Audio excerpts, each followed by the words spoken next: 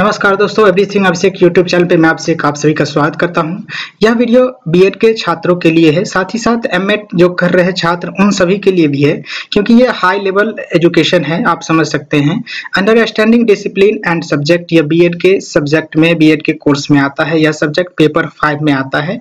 उसी का यह एक क्वेश्चन है जिसमें पूछा जाता है कि शोध से क्या तात्पर्य है, यानी कि what is meant by research, describe the step of research and describe the different type of research in the subject of your choice. यह क्वेश्चन पूछा गया है 2018 में, जो फाइनल एग्जामिनेशन होता है उसमें पूछा गया था यह क्वेश्चन।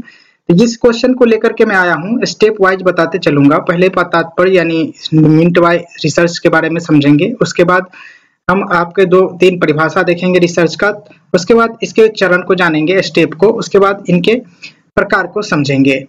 वीडियो शुरू करने से पहले आपको मैं बता दूं कि अगर आप हमारे इस चैनल पे नए हैं तो प्लीज आप इस चैनल को सब्सक्राइब जरूर करिएगा इसी तरीके के वीडियोस देखने के लिए। साथ ही साथ अगर आपको ये वीडियो अच्छा लगता है, अगर आपके कोर्स में फायदा पहुंचता है इस क्वेश्चन के थ्रू, इस वीडियो के थ्रू, तो निश्चित रूप से आप लाइक करिएगा, शेयर करिएगा दोस्तों के साथ।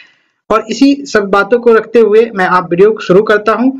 और देखिए, सबसे पहला आपके स्क्रीन पे दिखेगा डेफिनेशन ऑफ रिसर्च। ये पहला डेफिनेशन मैं बता रहा हूँ, 2 डेफिनेशन मैं बताऊंगा, डेफिनेशन बताऊंगा 2 रिसर्च का। तो यहाँ से देखेंगे, सबसे पहला डेफिनेशन आपके स्क्रीन पे होगा, देख सकते हैं, इसके इंग्लिश में लिखा हुआ है यहाँ पे कि research is a symmetric and organised process of inquiry that aims to discover, interpret and explain the knowledge.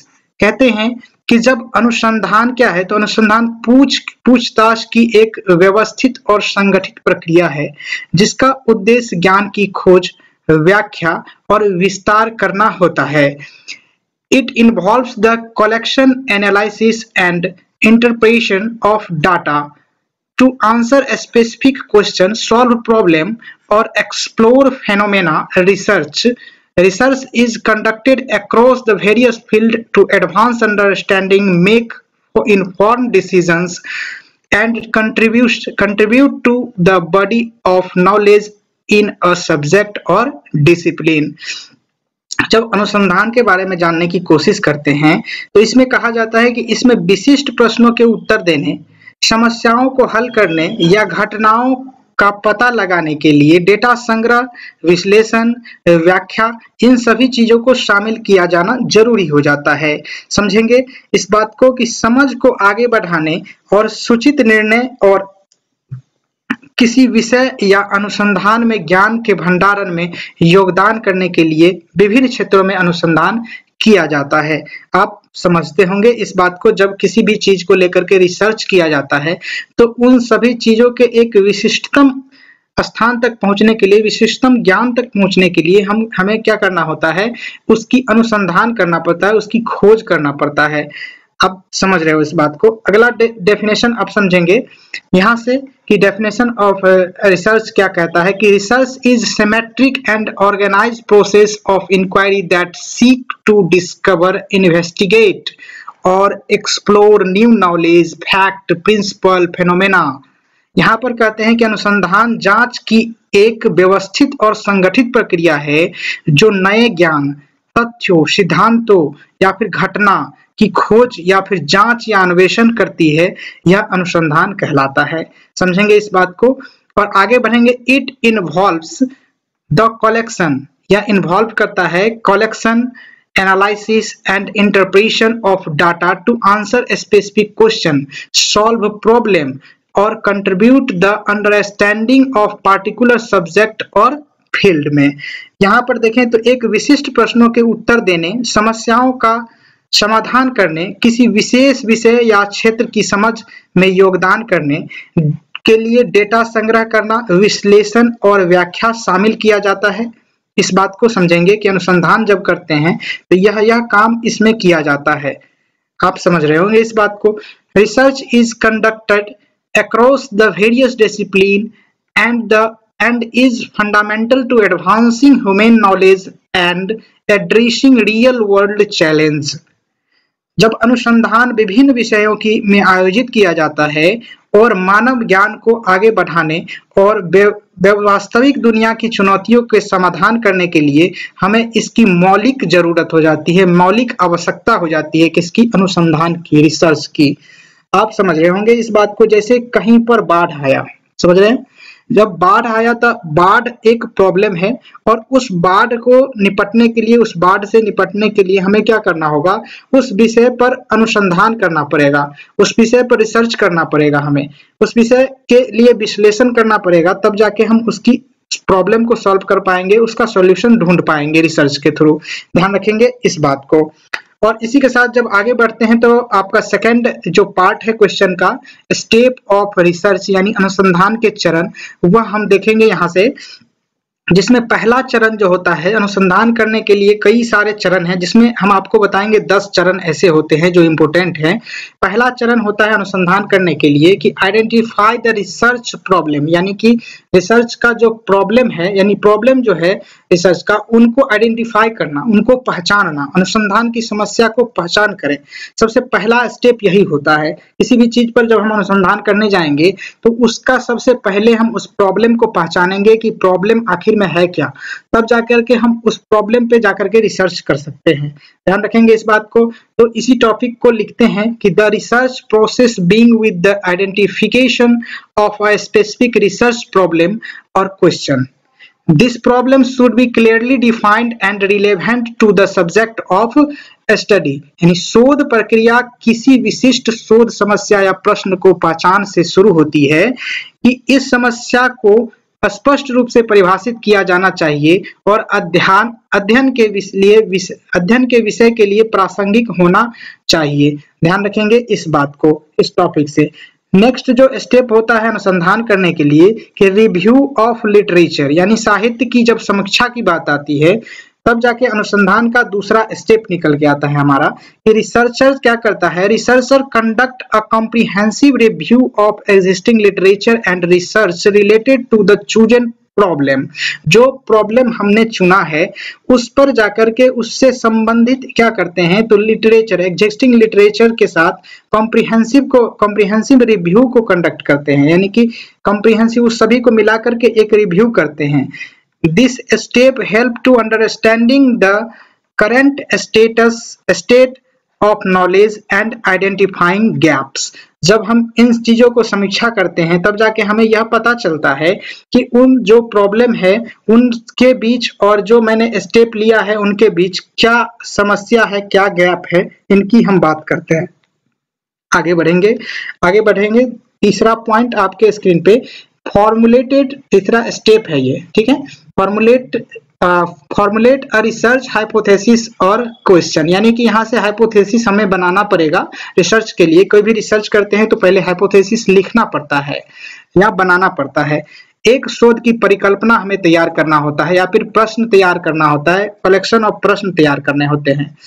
यहाँ से समझेंगे कि based on the literature review researcher develop a research hypothesis या फिर question that guide a study. हमें यह जो hypothesis हम जो डेवलप करेंगे या फिर क्वेश्चन हम डेवलप करेंगे, यह हमें गाइड करेगा कि हम उस विषय पर किस प्रकार से अध्ययन करेंगे। समझ रहे बात को? The hypothesis is a testable statement about the relationship between variables.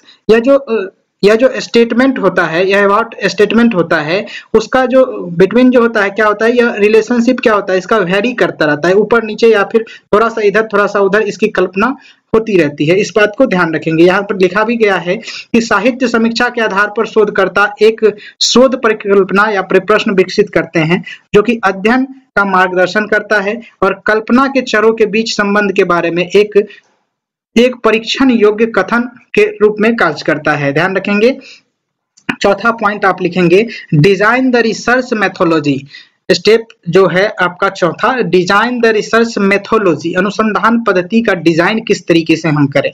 Researcher determine the research methodology including data collection method. Data collection method में सर्वे आ जाता है या फिर एक्सपेरिमेंट आ जाता है या फिर पूछताछ, इंक्वायरी, इस तरीके से फील्ड सर्वे, इस तरीके से आ जाता है बहुत सारे। तो ये डाटा कलेक्शन का मेथड हो जाता है। और डाटा सोर्स कहाँ से हम डाटा ले रहे हैं, simplifying techniques. The research design should be appropriate for the studies objective। यहाँ शोधकर्ता अनुसंधान पद्धति का निर्धारण करते हैं जिसमें डेटा संग्रह की विधि जैसे सर्वेक्षण, प्रयोग से हम डाटा ले रहे हैं, अब या फिर डाटा का स्रोत क्या है, नमूना या फिर तकनीक शामिल करते हैं, और शोध डिजाइन अध्ययन के उद्देश्य के लिए उपयुक्त होना बेसिकली जरूरी हो जाता है। ध्यान रखेंगे इस बात को। अगर वीडियो अच्छा लग रहा हो, अगर लग रहा हो कि मैं वाकई में आपके लिए बेहद ही मेहनत करके आपको वीडियो दे रहा हूं, निश्चित रूप से आप लाइक करिएगा प्लीज। आगे बढ़ेंगे। पांचवा नंबर पॉइंट आपके पास है यहाँ पर कि डेटा कलेक्शन यानी डेटा संग्रहण, यानी डेटा का हम किस तरीके से कलेक्ट करेंगे अनुसंधान के लिए। The step involves the gathering data according to the chosen methodology. Data can be collected through survey, observations, experiment, interview और the analysis of existing data. जो एग्जिस्टिंग डेटा है, बहुत सारे ऐसे सर्वेयर हैं या फिर सर्वे संस्थान है, उन सभी से हम अगर डेटा ले रहे हैं या फिर कहाँ से हम डेटा ले रहे हैं, उन सभी बातों पर निर्भर करता है अनुसंधान। ध्यान रखेंगे यहाँ पर कि इस चरण में चुनी गई पद्धति के अनुसार डेटा एकत्र करना शामिल होता है, जो कि डेटा सर्वेक्षण, अवलोकन, प्रयोग, साक्षात्कार या मौजूद डेटा विश्लेषण के माध्यम से एकत्र किया जा सकता है। ध्यान रखेंगे अगला स्टेप जो होगा, छठा स्टेप हमारा अनुसंधान के लिए डेटा एनालिसिस होगा, डेटा का विश्लेषण करना। यहाँ रखेंगे डेटा को इंग्लिश में आंकड़ा कहते हैं, ध्यान रखेंगे इस बात को, डेटा या फिर आंकड़ा भी लिख सकते हैं आप, कोई दिक्कत नहीं है। Researchers analyse the collected data using statistical qualitative analysis methods depending on the nature of data and research questions.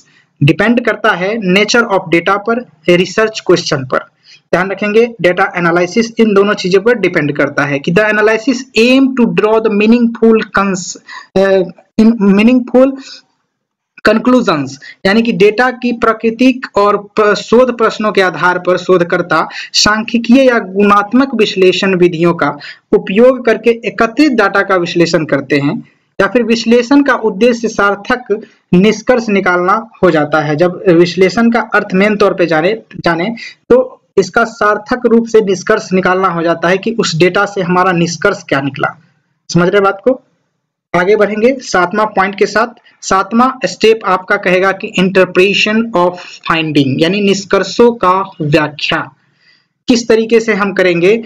Researchers interpret the result of the data analysis in the context of research hypothesis or question।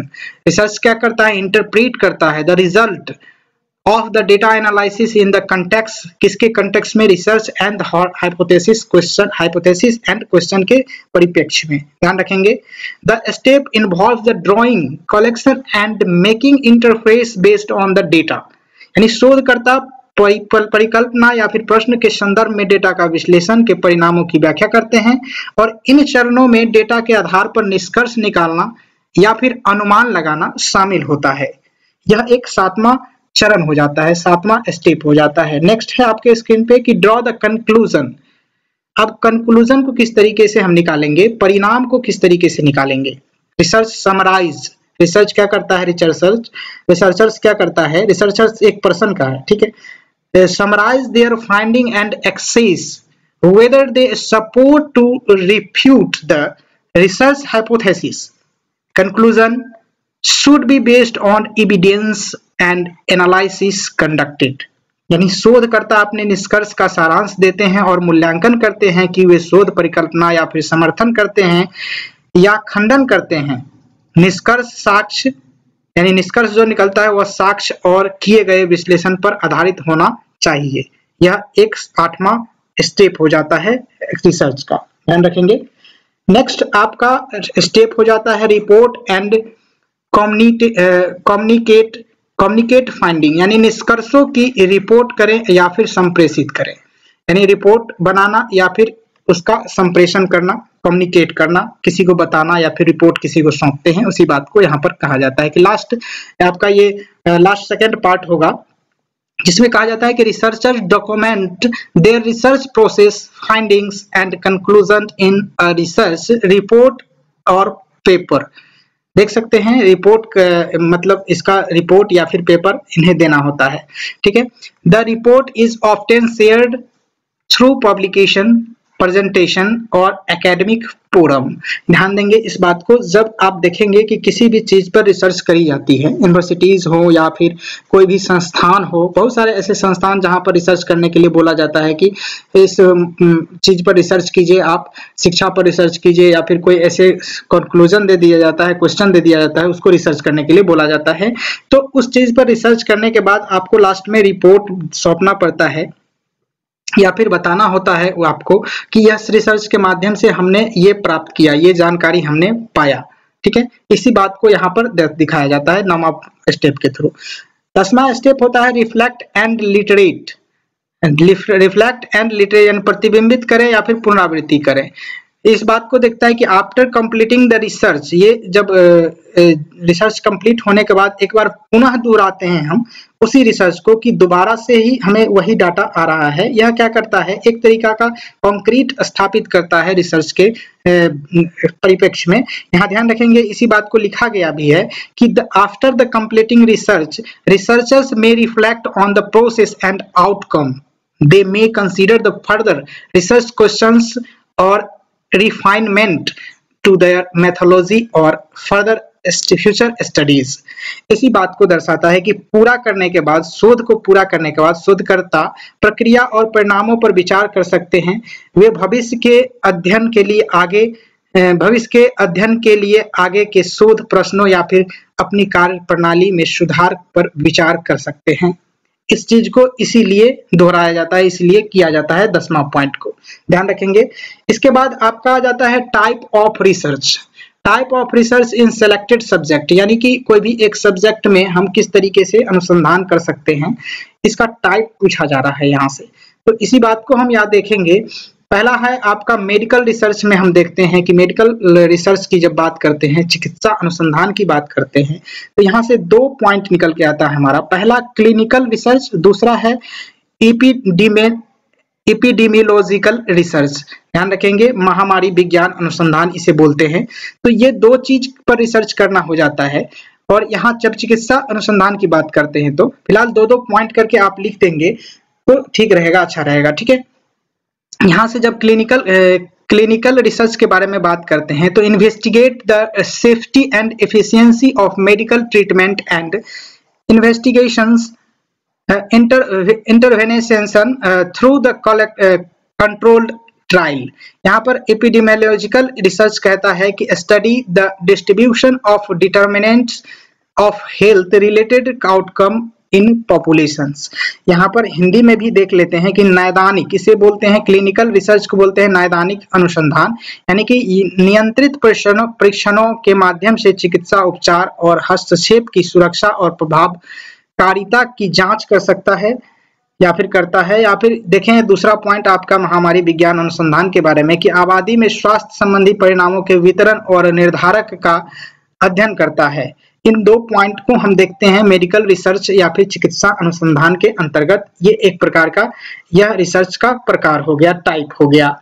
दूसरा type है आपका research का कि psychological research. जब psychological तौर पे हम research करते हैं, मनोवैज्ञानिक अनुसंधान करते हैं, तो यहाँ पर एक्सपेरिमेंटल रिसर्च आ जाता है और दूसरा आ जाता है सर्वे रिसर्च।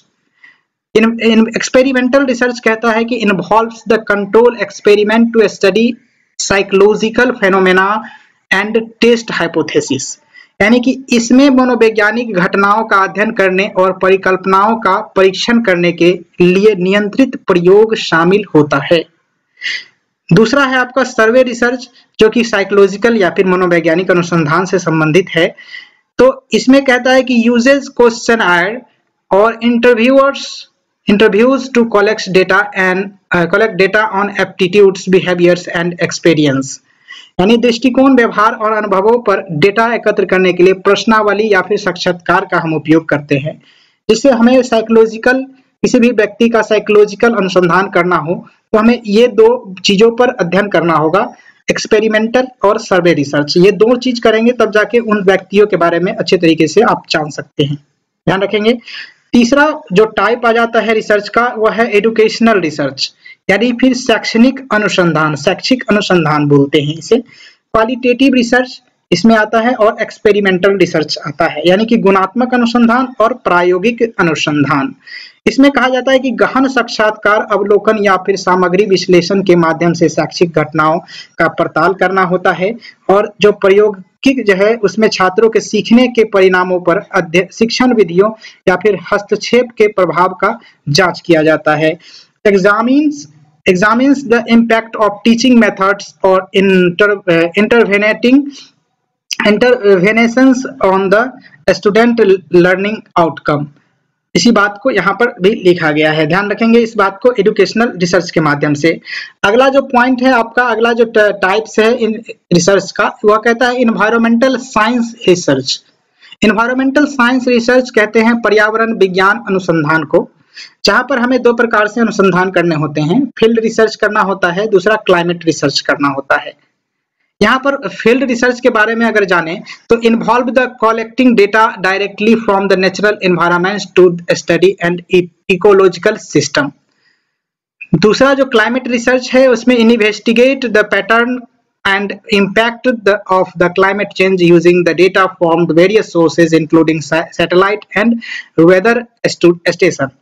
जब उपग्रहों और मौसम स्टेशनों सहित विभिन्न स्रोतों से डेटा का उपयोग करके जलवायु में परिवर्तन के पैटर्न और प्रभावों की जांच करते हैं, तब जलवायु अनुसंधान कर रहे होते हैं, और क्षेत्र अनुसंधान करते हैं जिसमें पारिस्थितिकी प्रणालियों का अध्ययन करके प्राकृतिक वातावरण से जब डेटा एकत्र करना शामिल करते हैं, तो यह आपका एनवायरमेंटल साइंस रिसर्च के परिप्रेक्ष्य में आ जाता है, यानी टाइप आ जाता है।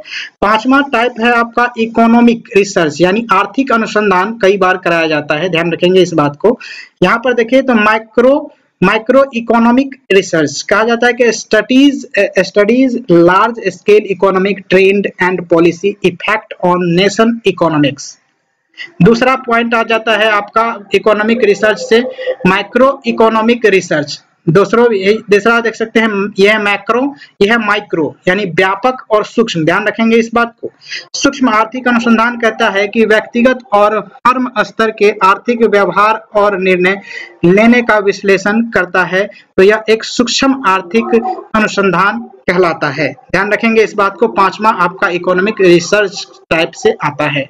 नेक्स्ट है आपका छठा जो रिसर्च है वह है लिटरेरी रिसर्च, यानी साहित्यिक अनुसंधान। साहित्यिक अनुसंधान किसे कहते हैं, तो देखिए कि हिस्टोरिकल रिसर्च या कॉम्परेटिव लिटरेचर रिसर्च दो टाइप से होता है, हिस्टोरिकल और कॉम्परेटिव लिटरेचर रिसर्च। यानी कि पहला आपका देखें तो explore the historical context, influence and interpretations of literary work. दूसरा है आपका compare literature from the different culture and language to identify common themes and differences.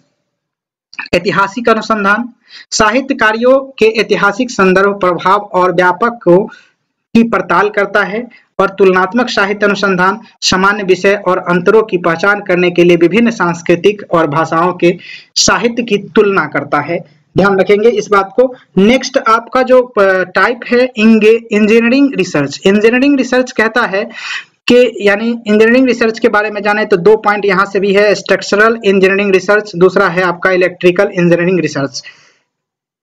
पहला जो कहता है स्ट्रक्चरल इंजीनियरिंग रिसर्च, जिसमें investigate the design and construction of structures to ensure safety and efficiency के बारे में, और दूसरा है आपका इलेक्ट्रिकल इंजीनियरिंग, जिसमें फोकस किया जाता है, focus on electrical system circuit and device to advance technology.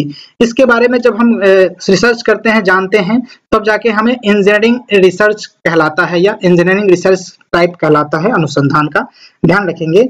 आठवां पॉइंट आपके स्क्रीन पे यहाँ से देख सकते हैं कि सोशल साइंस रिसर्च, यानी सोशल साइंस रिसर्च ये देख सकते हैं, इसमें सोशल साइंस यानी सामाजिक अनुसंधान कहलाएगा, यह इंजीनियरिंग ये मिस्टेक है, ध्यान रखेंगे। सोशोलॉजिकल रिसर्च कहते हैं कि studies and societal structure behaviour and trend through the surveys, interviews and observations.